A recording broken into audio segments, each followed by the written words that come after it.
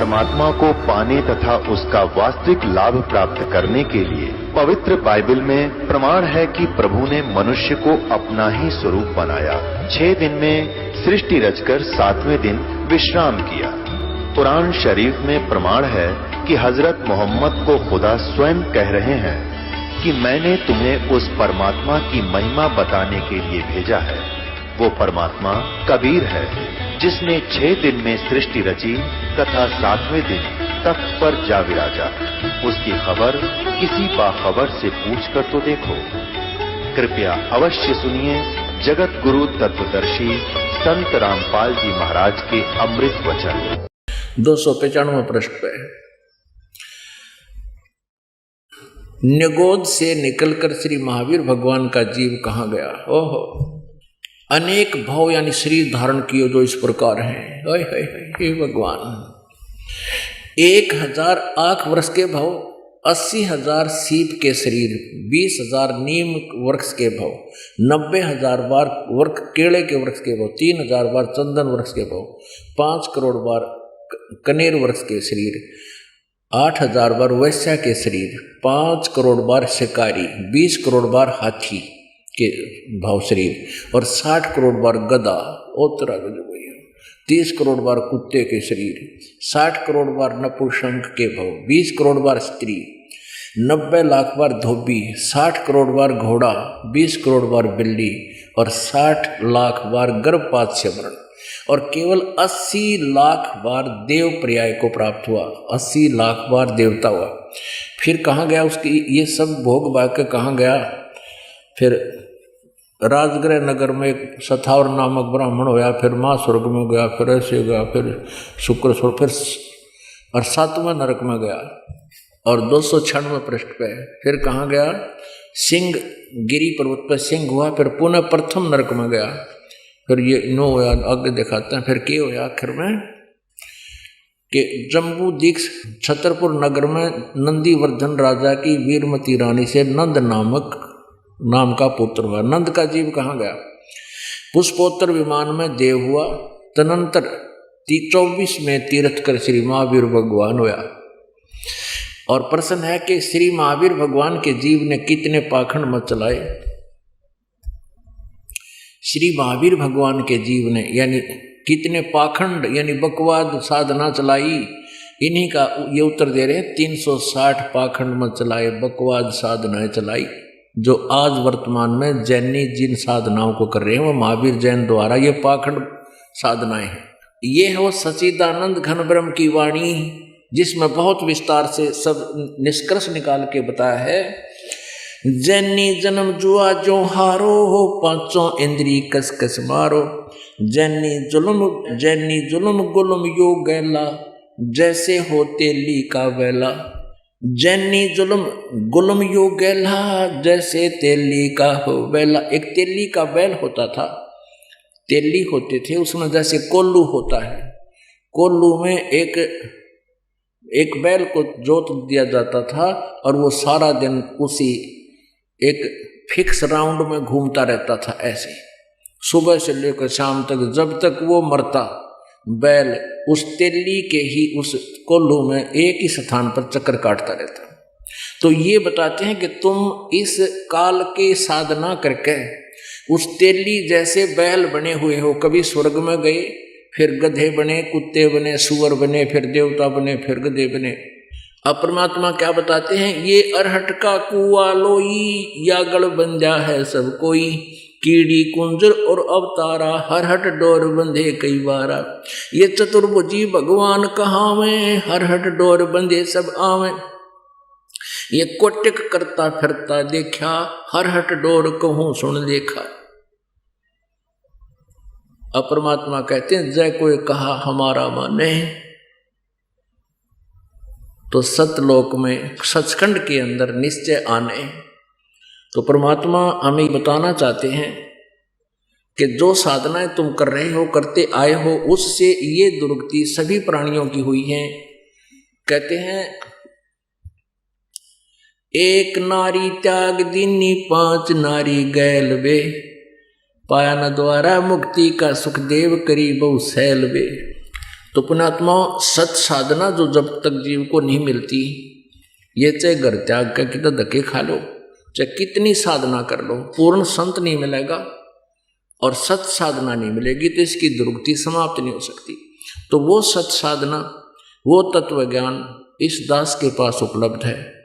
आप आओ और अपने सब मित्र प्यारों को समझाओ, अपना कल्याण करवाओ। बोलो सतगुरुदेव सत साहिब। परमपिता परमात्मा पूर्ण ब्रह्म परम अक्षर ब्रह्म सर्वश्रेष्ठी रचनहार कबीर साहब, जुलाहा कबीर, धानक कबीर, ये हमारे परम पिता हैं। हम सभी आत्माओं के मालिक हैं, कुल के मालिक हैं, सब ब्रह्मांडों के स्वामी हैं। ये ओवरऑल कंट्रोलर है, ये कंप्लीट गॉड है। ये वो परमात्मा है जो काशी शहर में सन 1398 में सतलोक से चलकर आए थे, एक शिशु रूप धारण करके लहर तारा नामक तालाब में विकसित कमल के फूल पर नवजात शिशु का रूप धारण करके विराजमान हुए थे। वहाँ से एक नीरू और नीमा नाम के पति पत्नी दुल्हा दंपति उठा ले गए। वे निसंतान थे। ये पिछले संस्कारों से परमात्मा उनको इस तरीके से मिले थे। परमेश्वर कहते हैं, जो जन हमारी शरण है ताका हूँ मैं दास, और गेल गेल लाग्या फिरूं जब तक धरती आकाश। जो बच्चा गौ की नजर में यूं साईं को संते, भक्तों के पीछे फिर ये भक्त वचल भगवंत। पिछले संस्कारों वश अपने वचन अनुसार ये परमात्मा जुलाहा दंपति को शिशु रूप में प्राप्त हुए, और ये ऐसी लीला प्रत्येक युग में करते हैं। और फिर जुलाहे का कार्य करने लगे। जुलाहा वर्ण में जन्म तो मालिक का नहीं था, लेकिन ये स्वयं आकर प्रकट हुए थे। सहशरीर आते हैं, सहशरीर जाते हैं। ना सतगुरु जननी जने इनके माना बाप, पिंड ब्रह्मांड से बाहर है जहां न तीनों ताप। वो परमेश्वर वेद भी बताते हैं कि वो पूर्ण परमात्मा को वो माँ से जन्म नहीं लेता, स्वयंभू है, परिभू है, स्वयं गति करके सतलोक से चलकर आता है। वो ऊपर प्रकाश में स्थान यानी सतलोक में रहता है, वहाँ से चलकर यहाँ ज्ञान देने के उद्देश्य से परमात्मा आते हैं। तब वो एक जनसाधारण की लीला करते हैं, अपना निर्वाह भी एक जनसाधारण की तरह करके दिखाते हैं। ये वेद में प्रमाण है। ऋग्वेद मंडल नंबर 1 सूक्त नंबर 31 मंत्र 17 में अनुवादकर्ताओं ने वेदों को ठीक से समझा नहीं, उन्होंने अनुवाद ठीक नहीं कर रखा, लेकिन मूल संस्कृत सही प्रमाण कर रही है। वो परमेश्वर हमें आकर बताते हैं कि आप जी सभी पुण्यात्माएं यहाँ के वासी नहीं हो, आप सतलोक के रहने वाले हो। पुण्यात्मा, जब तक आपको परमात्मा की शरण नहीं मिलती, तत्व ज्ञान नहीं मिलता, तब तक हम कोरी बकवाद पसंद करते हैं। फिल्मी गाने बढ़िया, और भी डांस, डीजे और शराब, भांग, तंबाकू, पान खाना, जो एक मनुष्य का आहार नहीं है, उसको हम करते हैं। फिर जब हमें ज्ञान होता है तब ये आत्मा अपने आप, जब भक्ति की आपके अंदर अधिकता हो जाएगी, अंतःकरण में आपकी जो है ना सफाई आएगी, मलिनता कम हो जाएगी, उस समय आपको कोई फिल्मी गाने या कोई डांस नाच या डीजे आदि का ये बकवाद कतई नहीं सुहावेगी, ये सत्कर मान लेना। परमात्मा कहते हैं अंसा देश सुदेश का और पड़ा कुदेशा आए, और जिनका चारा मोतियां वो गोग्यों क्यों पतियाए। जैसे सरोवर के ऊपर, झील के ऊपर जिसमें मोती होती हैं और वहीं पर सीप, जिससे मोती होती है उसको सीप बोलते हैं, और उसी प्रकार के एक संखले से होते हैं जिनमें कीड़े होते हैं। तो वहाँ पर हंस जो होता है वो उन संखलों को नहीं खाता, उनको गोगे बोलते हैं, उन गोगों को नहीं खाता। तो ऐसे ही जब आपको ये ज्ञान हो जाएगा, आप हंस हो जाओगे, तो परमात्मा कहते अंसा देश सुदेश का, उस अच्छे देश का रहने वाला था तू, यहाँ पड़ा कुदेशा आए, इस गलत देश में, काल के लोक में, 21 ब्रह्मांडों में आकर गिर गया तू अपनी नालायकी से, गलती से।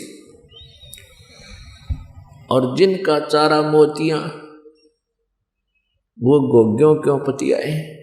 जब तक ज्ञान नहीं था तो गोगे खा रहे थे, यानी राम नाम की मोती छोड़ के कोरी बकवाद इकट्ठी करें थे, धन जोड़न की वृत्ति, कार बढ़िया लेने की अटकलबाजी, फिर 100 पाप करें थे और टेंशन में नारी रहे थे, शराब की घूटी लावे थे, लंबी सिगरेट ला कर टीरी खा पाके आना थे। अब पता चला जीव की क्या औकात है। हम जीव होकर भी अपने आप को जीव नहीं समझ सके थे, हम बहुत कुछ मान बैठे थे। अब हमने अपने अस्तित्व का, अपनी औकात का ज्ञान हो गया। अब अपनी औकात से कोई बार बात करेगा तो वो मार खाया करे। हिरण्यकशिपु एक जीव था, परमात्मा से थोड़ी सी सिद्धि प्राप्त करके उसी की पूजा मजदूरी करके आध्यात्मिक शक्ति ले ली थी, और फिर हल्दी की गांठ प्राप्त करके पंसारी बन गया कि मैं ही भगवान हूँ। परमात्मा ने बताया है कि मैं करे सो मारिए, तू करे सो छूट बे, इस मार में होशियार बंदे, गधा बने के ऊंट बे। हूँ करे सो गद्दा होई, मैं करे सो बोक बे, बंदा बेसारे बंदगी तो स्वान है सब लोक बे। कहते हैं जो मैं करता है, मैं ये कर दूंगा, मैं वो कर दूंगा, ये सबसे बड़ी भूल है इस प्राणी की। जीव नहीं कर सकता कुछ भी। अब किसी को पैरालिसिस हो जाता है, अधरंग हो जाता है,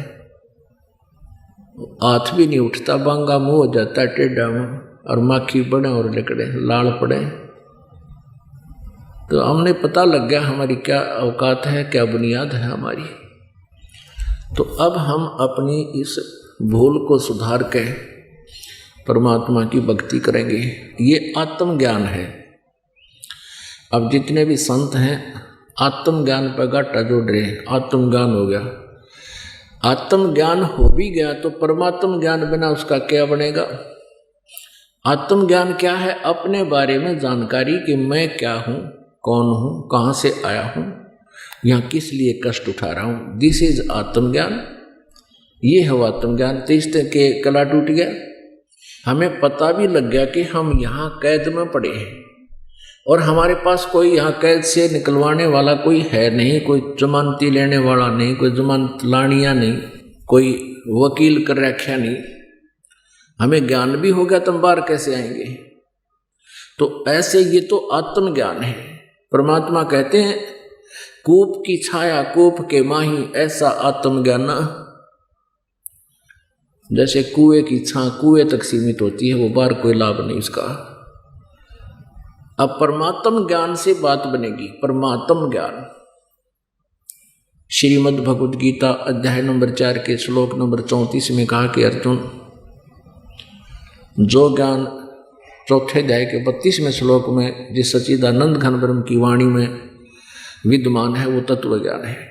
उसमें बहुत विस्तार के साथ आध्यात्मिक अनुष्ठानों की जानकारी दे रखी है, कौन सा ठीक है कौन सा नहीं है, कौन सा उत्तम है कौन सा अनुत्तम है। उस तत्व ज्ञान को तू तत्वदर्शी संतों के पास जाकर समझ, उनको दंडवत प्रणाम करने से, नम्रतापूर्वक प्रश्न करने से वो तत्वदर्शी संत तुझे परमात्म तत्व का ज्ञान कराएंगे। परमात्म तत्व का यानी समर्थ प्रभु का, पूर्ण परमेश्वर का। तो यहां पर पुण्यात्माओं आत्मज्ञान भी और साथ में परमात्म ज्ञान भी कराया जाता है। तो परमात्मा हमें बताते हैं कि तुम गलत स्थान पर आकर गिर गए हो, आप यहां से अपना पीछा छुटवाओ। उसके लिए क्या बताते हैं? सत्यलोक में चल मेरी सुरता, हिम्मत ना लावे देरी, साच कहूँ ना झूठ रती भरे, तू बात मान ले मेरी। सत्यलोक में चल मेरी सुरता, मत ना लावे देरी, साच कहूँ ना झूठ रती भरे, तू बात मान ले मेरी। सच्चिदानंद घन ब्रह्म की वाणी में कहा कि मन तू चल रे सुख के सागर, जहां शब्द सिंधु रत्नागर। कोटि जन्म तो भरमत हो गए, कुछ ना हाथ लगा रे, कुकर सुकर खरबा बोरे, कौआ हंस पुगारे। पुण्यात्माओं, जिस समय आपकी आत्मा जाग जाएगी, अर्थात इन 3 गुणों का जो इंजेक्शन आपके लगा हुआ है इकट्ठा ही, इसका नशा कम हो जाएगा, इसका इफेक्ट कम हो जाएगा। वो होगा कैसे? ये एंटीबायोटिक टेबलेट्स आपको दी जाती हैं सत्संग के माध्यम से। इनको सुनकर भक्ति साधना करने से आपके अंदर एक विशेष कसक होगी, और फिर आपको जो ये शब्द वचन जो दास बोल रहा है परमात्मा की वाणी का, कोट जन्म तो भरमत होगे, कुछ ना हाथ लगा रे, कुकर सुकर खरबा बोरे, कौआ हंस पुगारे। आपकी आत्मा पर झटका लगेगा, अंदर से रोना आने लग जाएगा आपको। और जब प्रथम बार हमने सुना था, यही मालिक की वाणी सुनी थी या ज्ञान सुना था, कुछ काना पे कटाड़े थे, कुछ विश्वास होता ना होता, किसने देखा है, क्या पता आगे क्या होगा। अपने आत्माओं, जैसे जिनके संस्कार कमजोर हैं या जिन्होंने ज्ञान नहीं सुना, अच्छी आत्मा भी हैं, उनसे कोई भक्त कहता है कि चलो सत्संग में चला करो, परमात्मा की भक्ति करो। उनका प्रथम प्रश्न तो ये होता है कि अभी कौन सा हमारा समय भक्ति करने का है, हम तो 20, 25, 30 वर्ष के हैं, भक्ति तो बुढ़ापे में करेंगे, सब चीज़ों से फ्री हो गए। पहले तो ये सोचना चाहिए कि बुढ़ापे तय क्या पता जीवन वृद्धावस्था तक पहुँचेगा कि ना पहुँचेगा, पहले टिकट कट जाए। दूसरे ये आशा करना कि बुढ़ापे में फ्री हो जाएगा, बुढ़ापे में तो दूना जकड़ा जाएगा। अब मान लीजिए आपका एक पुत्र एक पुत्री है, सीमित हुआ, आगे फिर पुत्र पुत्रियां के 2-2 संतान होगी। अब उन संतानों के भी कोई ऊक चूक होती है तो आपके पहले चोट लगेगी।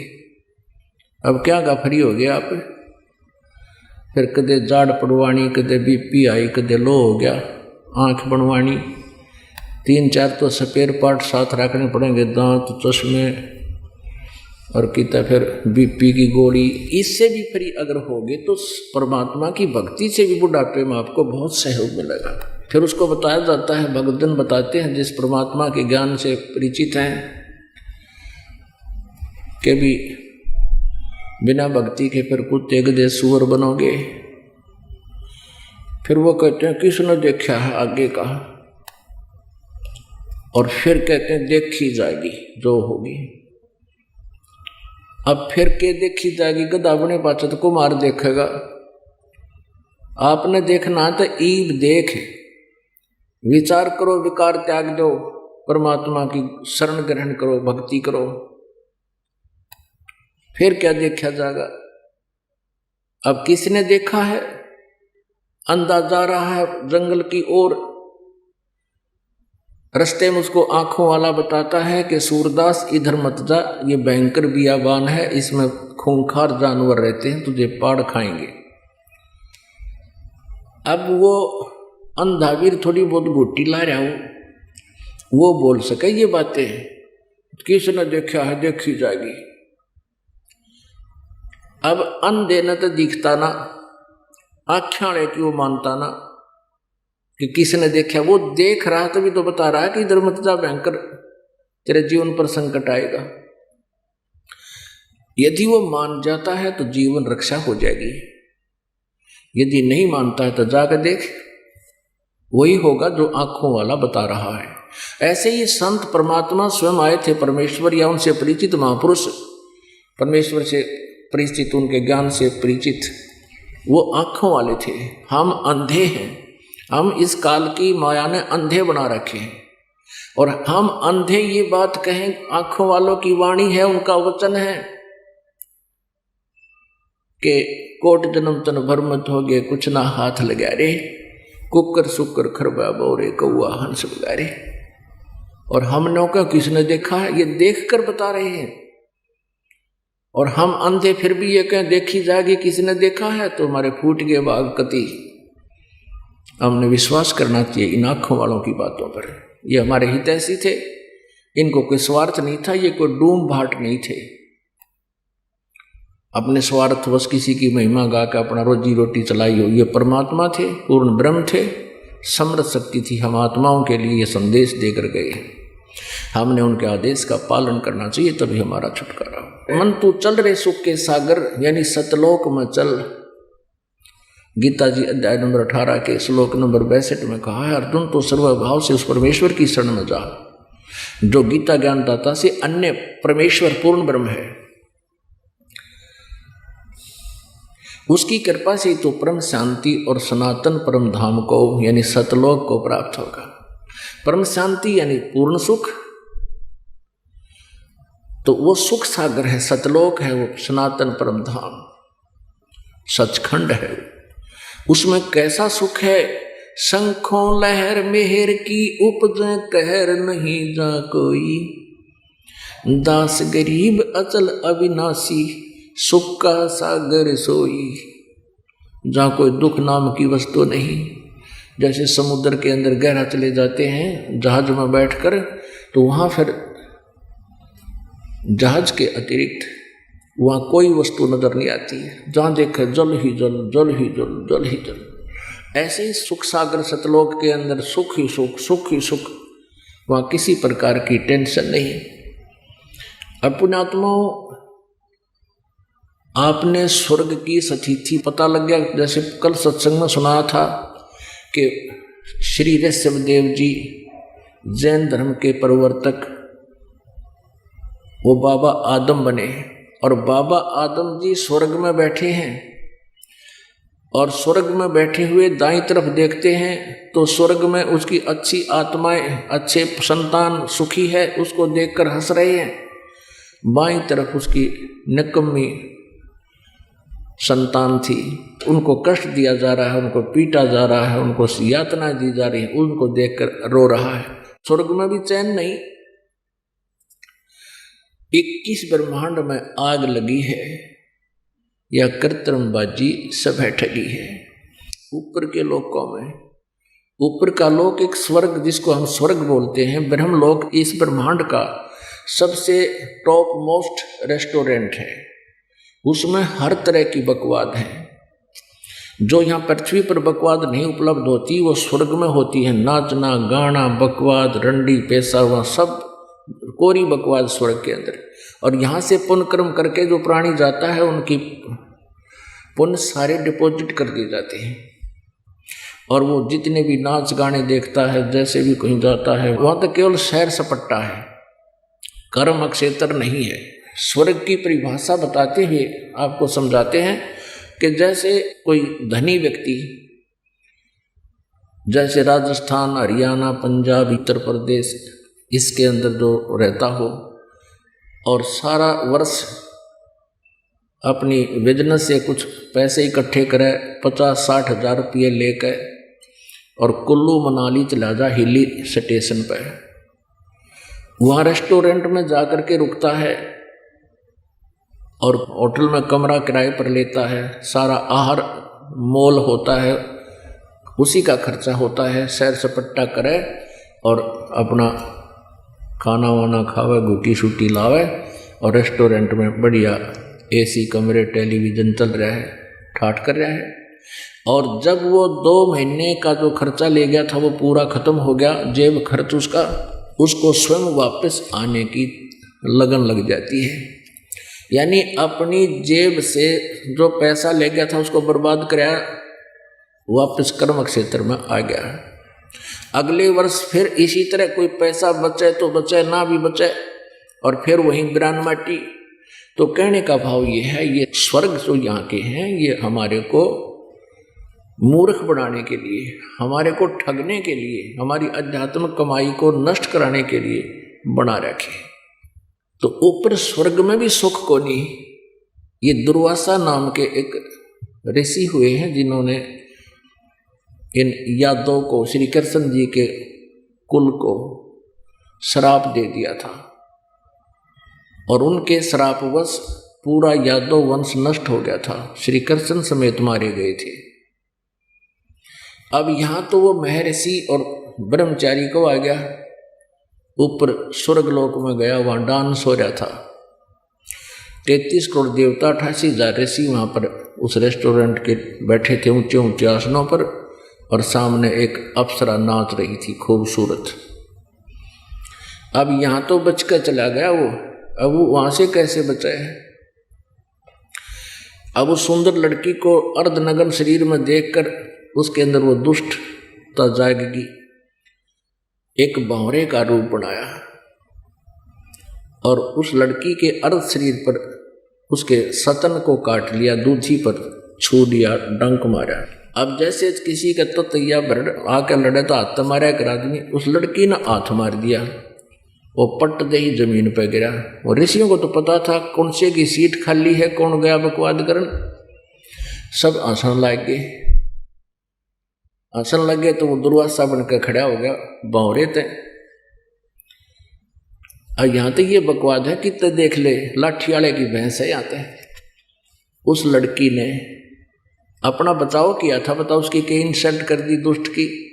खड़ा होते दुर्वासा बन गया, श्राप दे दिया कि तू गधी बनेगी मृतलोक में, तू गधी बन जा। अब वह लड़की मर गई, वह मृतलोक में आकर गधी की योनि भोगन लागी।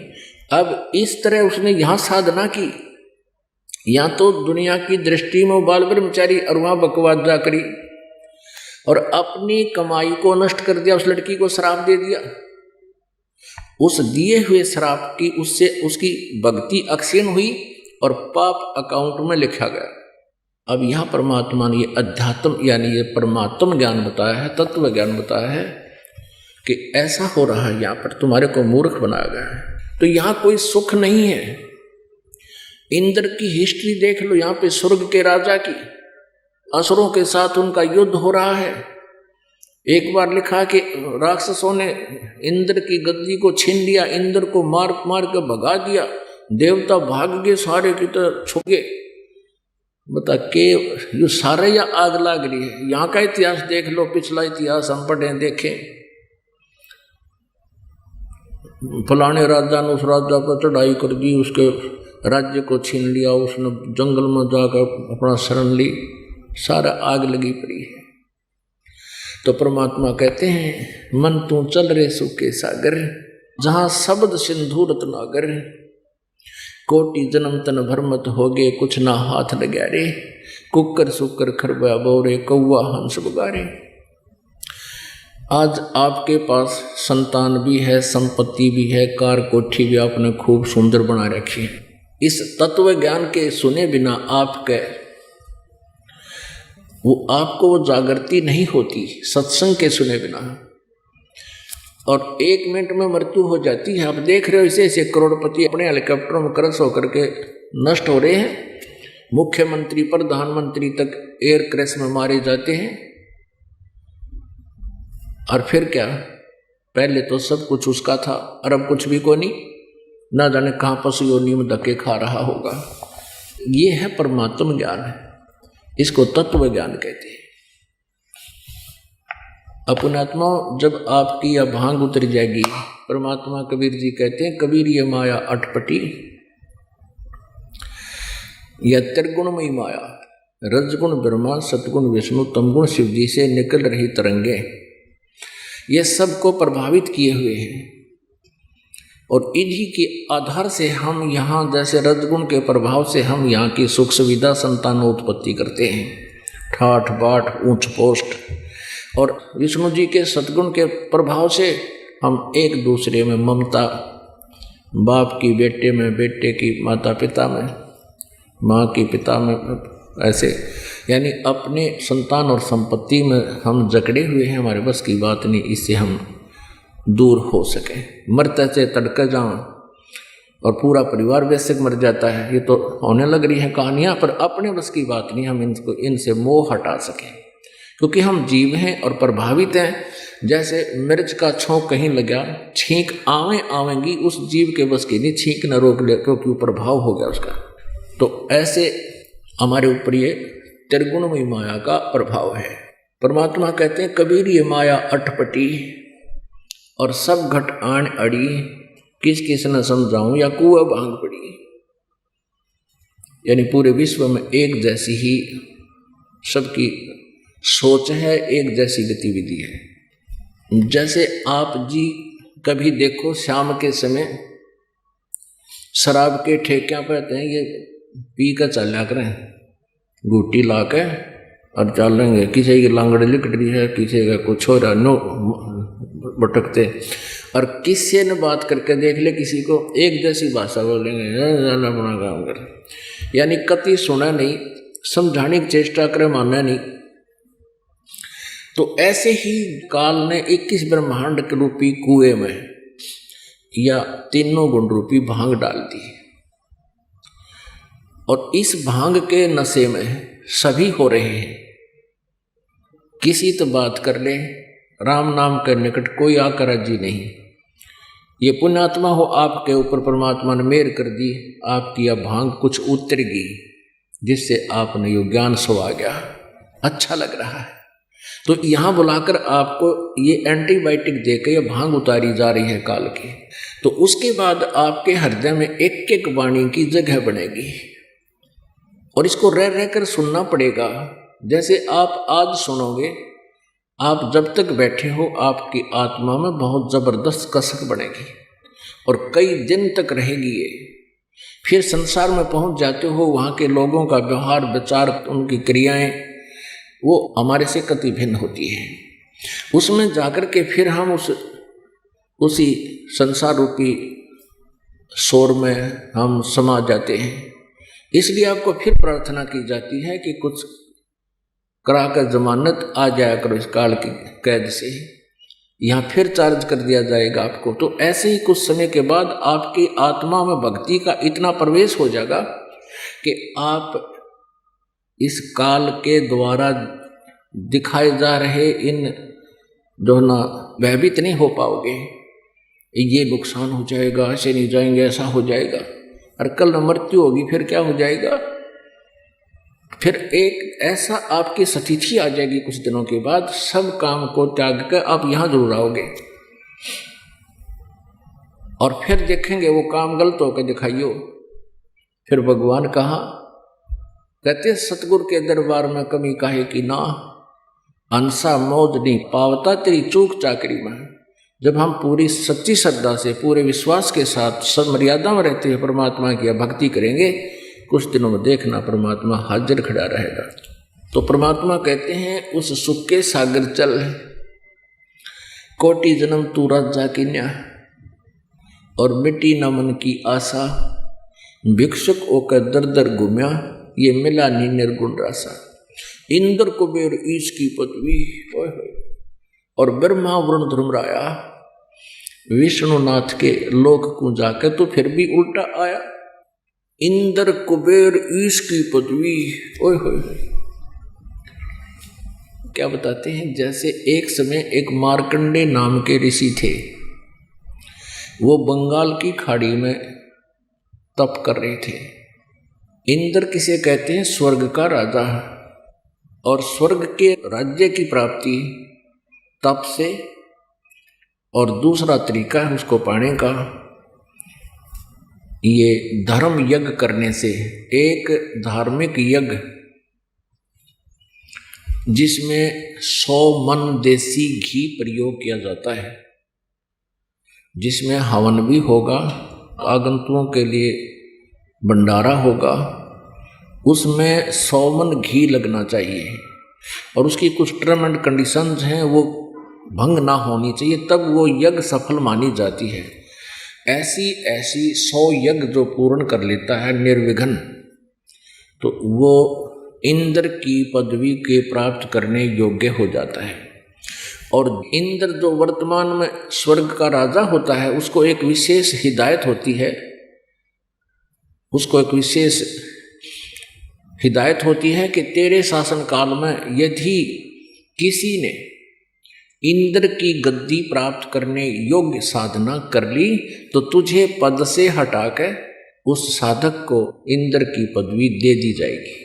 तो वर्तमान इंद्र को ये चिंता भी खाती रहती है, उसको नहीं सुहाता कोई तेरी गद्दी प्राप्त करने योग्य कोई साधना कर ले, इसलिए वो अपने दूत छोड़ देता है पृथ्वी पर।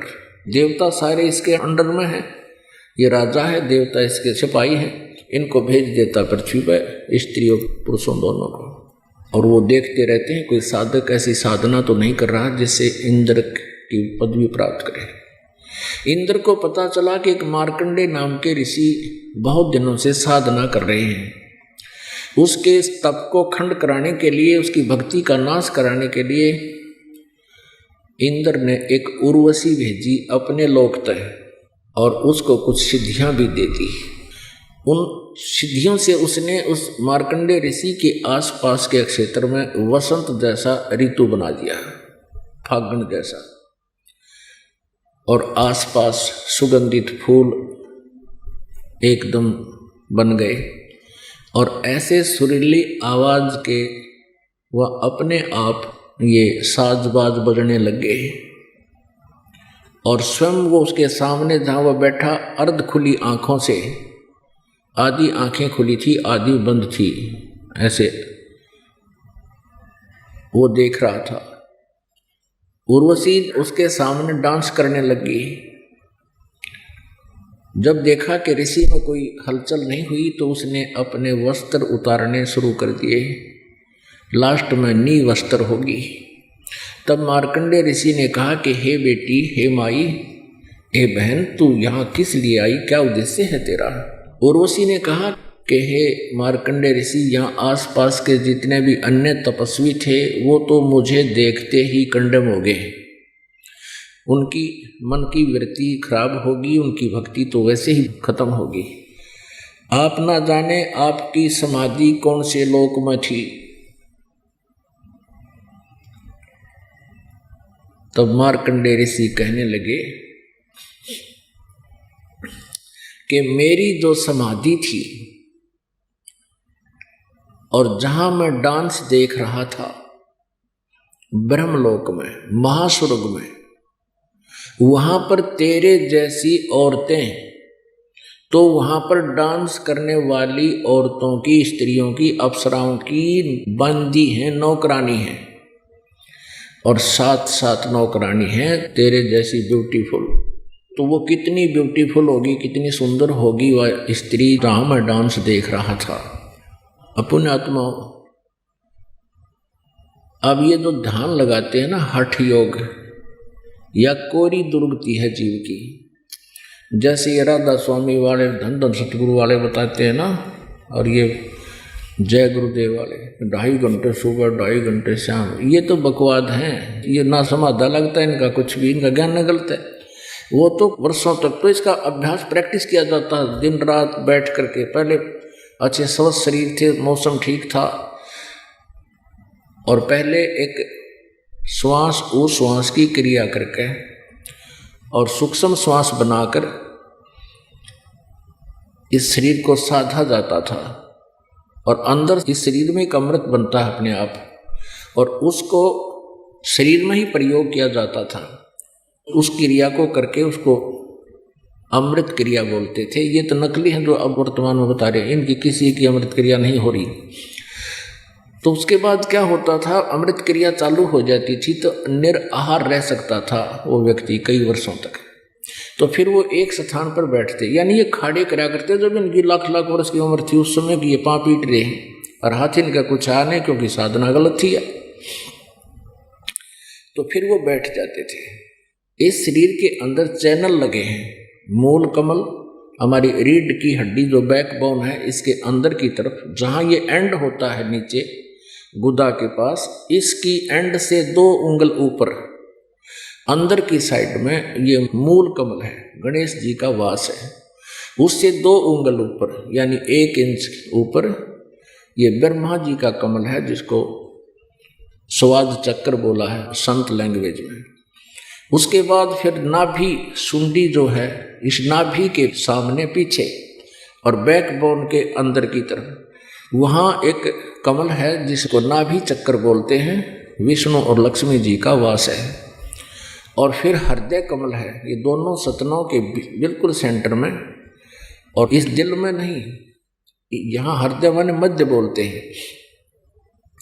और बैकबोन के साथ में पीछे को एक हृदय कमल है, उसमें शिव और पार्वती का वासा है।